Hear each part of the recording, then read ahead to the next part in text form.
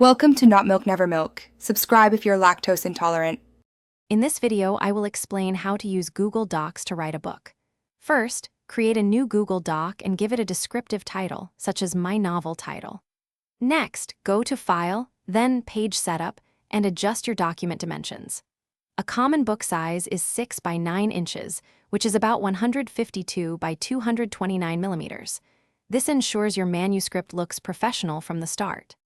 Once your document is set up, structuring your book is crucial.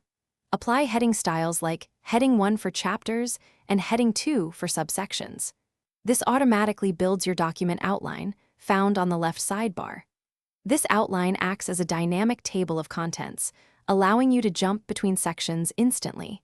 You can even reorder entire chapters by simply dragging and dropping them in the outline view. Google Docs excels at collaboration, making it perfect for getting feedback on your manuscript. Share your document with editors or beta readers, granting them commenter or editor access. They can then add comments directly to your text, which you can resolve as you make revisions.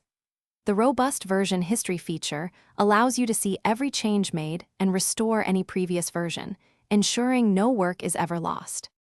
After countless hours of writing and editing, it's time to prepare your book for publication. Google Docs allows you to download your manuscript in several useful formats. For print, a PDF file is often preferred, ensuring consistent formatting. For e-readers, downloading as an EPUB file is the best choice. Always perform a final review of your entire document before exporting to ensure everything is perfect. Thanks for watching. If this was helpful, leave a like and consider subscribing. See you next time.